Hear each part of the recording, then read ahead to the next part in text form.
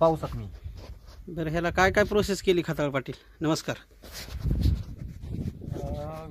25 बॅगा शेणखत हां आणि जवळपास त्याला 8 किलो ते 10 किलो भूमी पावर आणि प्रीमियम गावरान गाईचं गोमूत्र, हां गुळ याची स्लरी 1 दिवस तयार केली.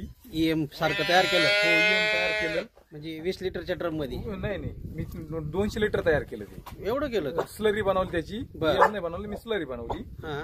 आणि ते भूमी पावर आणि स्लरी एकत्र टाकून ते 9-10 दिवस खालीवर करून घेतलं. आणि आज ते हे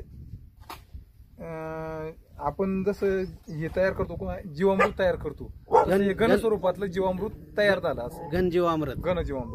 बरं, मागच्या वर्षी तुम्ही वापरलं? मी सलग 2 वर्ष वापरलं. मागच्या वर्षी वापरलं नाही, त्याचा मला तोटा झाला. मग या वर्षी मी ते सुरुवातीलाच तयार केलं. 2 वर्ष सलग वापरलं होतं. बाकीच्या पेक्षा कांद्याची साईज कांद्याचं ऍव्हरेज सुद्धा चांगलं मिळालं होतं. आणि मागच्या वर्षी न वापरल्यामुळे माझे कांदे पूर्णपणे त्याचं ऍव्हरेज फेल गेलं. निम्म सुद्धा ऍव्हरेज मिळालं नाही. निम्म सुद्धा निघलं नाही गेल्या वर्षी, म्हणजे न वापरल्यामुळं.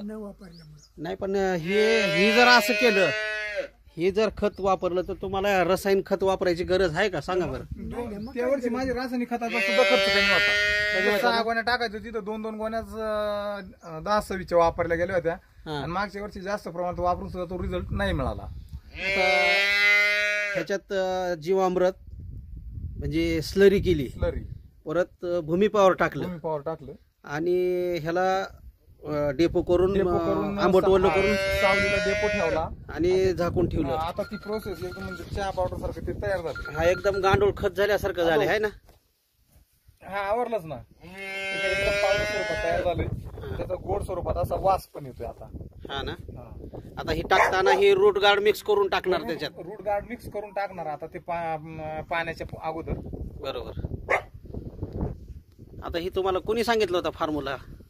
हा फॉर्म्युला सुरुवातीला आपण स्वतः तुम्ही येऊन मला ते भूमी पावरचं हे दिलं होतं. परंतु हे घन स्वरूपात टाकायचं म्हणून हे मी स्वतःच असा शेणखतातून टाकण्याचा मी प्रयोग करून पाहिला. आणि तो प्रयोग मला यशस्वी वाटला. चालेल. बाकी शेतकऱ्याला पण मी सांगितलं तर चालेल? हो, चालेल ना.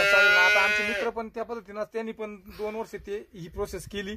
त्यांना पण याचा असा अनुभव आलाय. बरं, तुमचा मोबाईल नंबर सांगा. कोण जर तुम्हाला म्हणजे 75 072 75 611. तुमचं पूर्ण नाव आणि गाव सांगा. माझे संपूर्ण नाव संतोष दिनकर खताळ, राहणार परखतपूर, तालुका अकोले, जिल्हा अहमदनगर. आता हे तुमचे शेजारी आहेत देशमुख साहेब. कुठे गेले देशमुख साहेब? कसं वाटतं हे प्रयोग? कसा हा एकच नंबर आहे. शेतीचा खर्च जर वाचवायचा म्हणलं तर हा प्रयोग चांगला आहे का? मग भूमी पावर ते वापरून आता हे चहापत्ती सारखं म्हणजे गांडूळ खतापेक्षा 1 नंबर झाले.